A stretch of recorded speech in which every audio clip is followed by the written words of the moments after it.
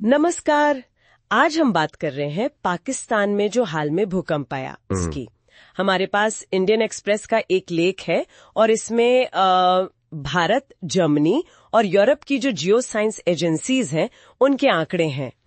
और आज का मकसद है मतलब इन आंकड़ों को देखना और ये समझना कि भाई एक ही भूकंप पर अलग अलग एक्सपर्ट्स की रिपोर्ट थोड़ी अलग क्यों हो सकती है। तो चलिए शुरू करते हैं। तो हुआ यूं कि रविवार 29 जून सुबह सुबह का वक्त था। इंडिया के टाइम के हिसाब से देखें तो करीब 3:45 बजे सेंट्रल पाकिस्तान में वहां एक भूकंप आया। मतलब ठीक ठाक सा कह सकते हैं।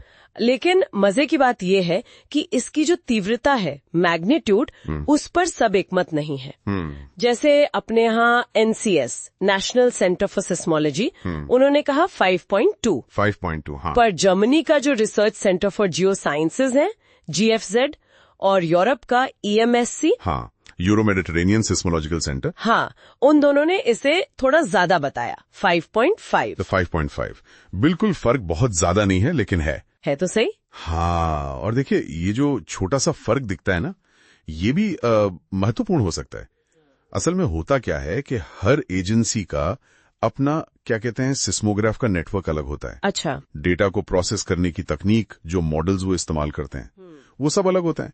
तो नतीजों में थोड़ा बहुत अंतर आना ये मतलब आम बात है। समझ गया। तो सिर्फ मैग्नीट्यूड नहीं, एपिसेंटर यानी भूकंप का केंद्र और खासकर उसकी गहराई, उसको लेकर तो और भी बड़ा फर्क दिख रहा है। हाँ, वो तो है। जैसे GFZ और EMC कह रहे हैं कि सेंटर मुल्तान शहर से करीब 150 किलोमीटर पश्चिम में था और गहराई सिर्फ 10 किलोमीटर। महज 10 किलोमीटर, मतलब काफी उथला, शैलो अर्थक्वेक। हाँ बिल्कुल, जमीन के काफी पास। पर अपनी NCS की रिपोर्ट वो सेंटर की लोकेशन थोड़ी अलग बता रही है।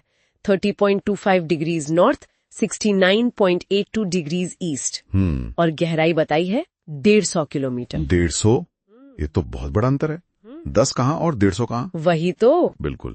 और देखिए गहराई का ये फासला बहुत बहुत अहमियत रखता है। आप ऐसे समझिए कि जो भूकंप जमीन के बहुत पास होते हैं, मतलब शैलो, हाँ, उनकी ऊर्जा को सतह तक आने में ज्यादा दूरी तय नहीं करनी पड़ती, तो वो सतह पर ज्यादा तबाही मचा सकते हैं। अच्छा। और जो भूकंप बहुत गहरे होते हैं, जैसे 150 किलोमीटर, उनकी ऊर्जा ऊपर आते आते चट्टानों में ही काफी हद तक मतलब सोख ली जाती है, एब्सॉर्ब हो जाती है। तो सतह पर असर कम होता है। हाँ, सतह पर असर कम रहता है।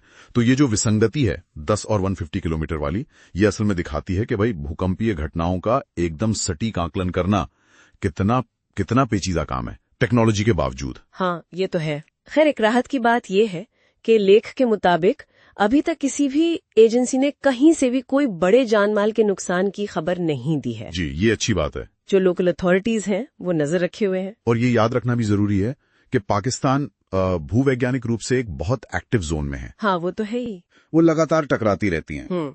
तो इस वजह से वहाँ अक्सर अलग अलग तीव्रता के भूकंप आते रहते हैं। ये उस इलाके की सच्चाई है। हाँ, बल्कि लेख में ये भी बताया गया है कि पाकिस्तान के मौसम विभाग PMD के अनुसार अभी इसी साल 19 मई को भी वहां भूकंप आया था। जी। और जाहिर है 2005 का वो भयानक भूकंप कौन भूल सकता है। 74,000 से ज्यादा लोग। हाँ, वो तो बहुत ही विनाशकारी था। वो इतिहास हमें याद दिलाता है कि खतरा कितना बड़ा है। बिल्कुल। तो ये जो पिछला बड़ा भूकंप था, ये एक तरह से हमें हमेशा चौकन्ना रहने की याद दिलाता है। भले ही ये वाला ताजा भूकंप उतना नुकसानदायक साबित नहीं हुआ, लेकिन ये फिर से दिखाता है कि इस इलाके में रिस्क तो बना ही रहता है। सही बात है। और अलग अलग स्रोतों से जो जानकारी मिलती है, भले ही उनमें थोड़ा अंतर हो, वो हमें पूरी तस्वीर को समझने में और तैयारी रखने में मदद करती है। तो कुल मिलाकर इस पूरी चर्चा से एक बात तो ये समझ आती है कि कैसे एक ही प्राकृतिक घटना पर अलग अलग विश्वसनीय वैज्ञानिक एजेंसियां भी तीव्रता और गहराई जैसे अहम पैमाने पर थोड़े अलग आंकड़े दे सकती हैं। बिल्कुल, उनके अपने तरीके, अपने उपकरण, अपने मॉडल होते हैं। और दूसरी बात ये कि पाकिस्तान अपनी भौगोलिक स्थिति की वजह से भूकंपों के लिहाज से कितना संवेदनशील है। मतलब खतरा हमेशा बना रहता है, भले ही हर बार बड़ा नुकसान न हो। हाँ, ये एक निरंतर बना रहने वाला खतरा है उस क्षेत्र के लिए। तो सुनने वालों के लिए एक सवाल छोड़ जाते हैं सोचने को। जब दुनिया की टॉप एजेंसियां भी भूकंप की गहराई जैसे बुनियादी तथ्यों पर पूरी तरह से सहमत नहीं हो पाती, तो जरा सोचिए, ये अंदाजा लगाना कि भूकंप कब आएगा, कहाँ आएगा, कितना तेज होगा, मतलब उसकी भविष्यवाणी करना वो असल में कितना ज्यादा चुनौतीपूर्ण काम होगा।